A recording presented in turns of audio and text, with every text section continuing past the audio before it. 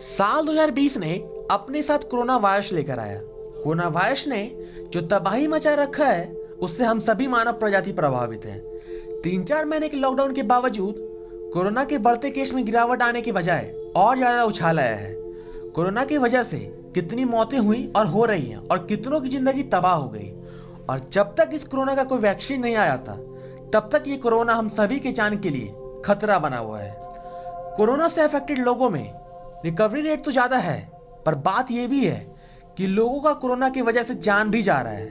पर क्या कोरोना ऐसा पहला वायरस है जो इतना तबाही मचा रहा है? नहीं, इतिहास में कोरोना से भी ज़्यादा जानलेवा बीमारी अपना तबाही दिखा चुका है। तो आज मैं आपको कुछ ऐसे जानलेवा वायरस के बारे में बताने जा रहा हूँ जो अब तक कई जाने ले चुका है। मैं हूँ मार्तंड और आपका स्वागत है फैक्ट नॉलेज चैनल में। तो चलिए वीडियो को शुरू करते हैं। Ebola virus. इबोला वायरस पहली बार 1976 में रिपब्लिक ऑफ कॉन्गो के एक गांव इबोला रिवर के पास पाया गया। उसी रिवर के नाम से वायरस को इबोला वायरस का नाम दिया गया। और दूसरी बार साउथ सूडान में इबोला वायरस पाया गया। ऐसा माना जाता है इबोला वायरस से अफेक्टेड कोई इंसान इन दोनों जगह पर ट्रैवल किया होगा, जिस वजह से यह फैला होगा। इबोला वायरस एक दूसरे से संपर्क में आने से फैलता है। ये कोई बॉडी फ्लूइड से भी फैलता है, जैसे ब्लड, यूरिन और vomit. Ebola virus infected people से और जानवरों से भी फैलता है।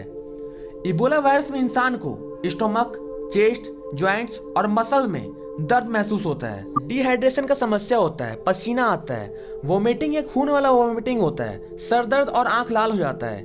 इबोला वायरस से ग्रसित पूरे विश्व में लगभग 29,000 केस सामने आया, जिसमें से 11,300 लोगों की मौत हो गई। इबोला वायरस में डेथ रेट 50% है।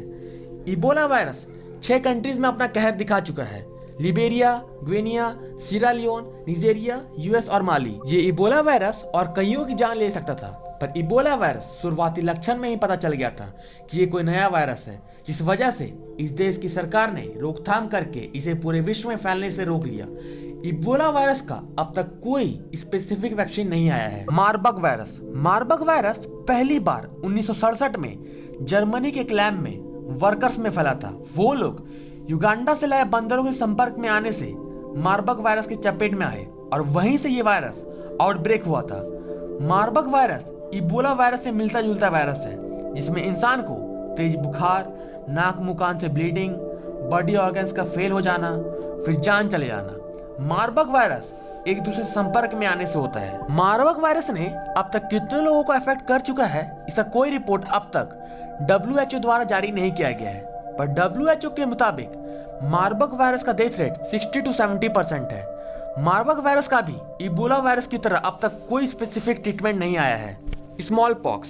स्मॉल पॉक्स एग्जैक्टली कब आया इसका कोई ठोस सबूत नहीं है, पर रिसर्चर्स के अनुसार 3rd सेंचुरी BC के 3 इजिप्टियन मम्मीज में स्मॉल पॉक्स मिला था, और उसके बाद 4th सेंचुरी में चाइना में स्मॉल पॉक्स पाया गया, और पुराने अर्ली रिटन बुक्स में इंडिया में स्मॉल पॉक्स 7th सेंचुरी में पाया गया, और फिर 10th सेंचुरी आते आते एशिया के लगभग देश में ये फैल गया। स्मॉल पॉक्स का इंटरनेशनली फैलने का रीजन था व्यापार।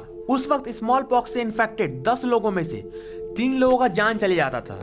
20th सेंचुरी में केवल स्मॉल पॉक्स से 30 करोड़ लोगों का जान चले गया, और उसके पहले और उसके बाद भी स्मॉल पॉक्स से कई जाने गई। स्मॉल पॉक्स में शरीर दर्द, शरीर में दाग, फीवर, सर दर्द जैसे लक्षण होते हैं। अगर कोई इंसान उस वक्त स्मॉल पॉक्स से बच भी जाता था तो कईयों को अंधेपन का सामना करना पड़ता था। माना जाता है अब तक स्मॉल पॉक्स से 50 करोड़ से ज्यादा लोगों की मौत हो चुकी है। स्मॉल पॉक्स वेरियोला वायरस की वजह से होता है। स्मॉल पॉक्स होने का main reason person to person के कांटेक्ट में आने से होता है। स्मॉल पॉक्स के लिए अब वैक्सीन है जिसका नाम ACAM 2000 है, और स्मॉल पॉक्स का वैक्सीन बनाने वाले एडवर्ड जेनर थे, जिन्होंने कई साल की रिसर्च के बाद 1796 में स्मॉल पॉक्स का वैक्सीन बनाया। अगर आपको हमारा वीडियो अच्छा लग रहा है और ऐसे वीडियो देखना पसंद है तो हमारे चैनल को सब्सक्राइब कर लीजिए, क्योंकि रोजाना हम ऐसे वीडियोस लाते रहते हैं। और अगर आपने हमारा पुराना वीडियोस नहीं देखा है तो आई बटन पर क्लिक करके हमारे पुराने वीडियोस को भी देख सकते हैं। हंता वायरस का भी नाम आपने जरूर ही सुना होगा। ये भी एक तरह का जानलेवा वायरस है। हंता वायरस पहली बार 1950 में कोरिया में 3000 यूनाइटेड नेशन के एक टुकड़े में अचानक से फैल गया और सभी को अचानक से फीवर आने लगा। किसी को कुछ समझ नहीं आया। जब टेस्टिंग का रिजल्ट सामने आया तो पता चला ये कोई नया वायरस है जो चूहों से फैलता है। ये वायरस पहली बार कोरिया के हंता रिवर के पास पाया गया था, इसलिए इस वायरस का नाम हंता वायरस रखा गया। ये वायरस पर्सन टू पर्सन फैले ये कम ही चांस है। ये वायरस मोस्टली 15 से 20% चूहों में होता है और उन चूहों के कांटेक्ट में आने से या उन्हें खाने से होता है। ये वायरस सनलाइट में मर जाता है। हंता वायरस में सर दर्द, ठंड लगना, वोमिटिंग, डायरिया या थाई, हिप और बैक में कभी कभार दर्द होना जैसे लक्षण है। हंता वायरस का वर्ल्ड वाइड टोटल कितना केस और डेथ है ऐसा कोई रिपोर्ट सामने नहीं आया है, पर इसका डेथ रेट 40% है। हंता वायरस का अब तक कोई स्पेसिफिक ट्रीटमेंट वैक्सीन नहीं आया है। इससे अफेक्टेड लोगों को वेंटिलेशन में 24 घंटे ऑब्जर्वेशन में रखा जाता है और उन्हें ऑक्सीजन दिया जाता है। HIV, अब तक मैंने आपको 4 वायरस के बारे में बताया जो डेडलीस्ट वायरस तो है पर रिकवरी रेट भी ठीक ठाक है। पर HIV वायरस का डेथ रेट बहुत ही ज्यादा बुरा है। 90% डेथ रेट है HIV वायरस का। साइंटिस्ट का मानना है HIV वायरस पहली बार 1930 में वेस्ट अफ्रीका में चिंपांजी के हंटिंग के दौरान किसी इंसान के कट्स में चिंपांजी का ब्लड चला गया होगा, जिस चिंपांजी को HIV होगा। कुछ स्टडीज में सामने आया है HIV वायरस चिंपांजी से इंसानों में 1800 सेंचुरी से भी पहले आया है। HIV वायरस इंसानों के इम्यून सिस्टम को अफेक्ट करता है और धीरे धीरे इम्यून सिस्टम को कमजोर बना देता है, जिसके बाद छोटा से छोटा बीमारी इंसान के लिए जानलेवा बन जाता है। अगर HIV का ट्रीटमेंट सही समय पर शुरू नहीं हुआ तो वो आगे चलकर एड्स का रूप ले लेता है। 1996 में HIV से इन्फेक्टेड 20 साल की उम्र वाले लोग मैक्स टू मैक्स 40 साल तक ही जी पाते थे, पर धीरे धीरे रिसर्च और एक्सपेरिमेंट के बाद 2011 की रिपोर्ट के अनुसार इंसान का टोटल लाइफ एक्सपेक्टेंसी 40 साल से बढ़कर 70 साल तक हो गया है। अगर किसी इंसान को HIV वायरस है और उसे पता नहीं है, जो ज़्यादातर होता है, तो 2 से 15 साल के बीच HIV का 3rd स्टेज डेवलप हो जाता है और उस स्टेज के बाद लोग ज़्यादा से ज़्यादा 3 साल ही जी पाते हैं। HIV होने का रीज़न इन्फेक्टेड ब्लड के कांटेक्ट में आना, नीडल शेयर करना या फिर सलून में एक ही ब्लेड को एक से ज़्यादा बार यूज़ करना। HIV में इंसान को शुरुआती दिनों में फीवर, गले में खराश और थकान महसूस हो सकता है और उसके बाद ये वायरस कोई सिम्टम से नहीं दिखाता है जब तक कि एड्स ना हो जाए।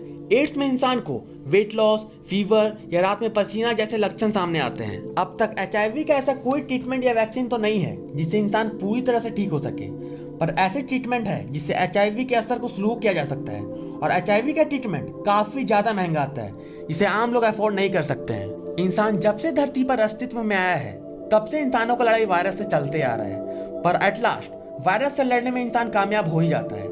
रिसर्चर्स और साइंटिस्ट का मानना है इतिहास में ऐसे कई वायरस थे जो इंसानों की मौत का कारण बने और वायरस कहीं खो गए, पर वायरस ने हम सभी इंसानों को तो ये जरूर सिखा दिया है कि वायरस कितना ही जानलेवा क्यों ना हो, विल पावर और सेफ्टी से हम किसी भी वायरस से बच सकते हैं। और अगर किसी को कोई वायरस हो भी जाए तो उसे घबराने के बजाय स्ट्रांग बनकर उससे लड़ा जाए तो किसी भी वायरस से बचा जा सकता है। तो ये थे कुछ जानलेवा वायरस। तो आज के लिए बस इतना ही, फिर मिलेंगे जल्द ही कोई और टॉपिक के साथ। मुझे दीजिए इजाजत। Be safe, be happy. और अगर आपको हमारे वीडियोस अच्छा लग रहा है और अगर आप चाहते हैं कि हम ऐसे वीडियोस लाते रहें तो वीडियो को लाइक कीजिए और शेयर कीजिए और हमारे चैनल को सब्सक्राइब कीजिए।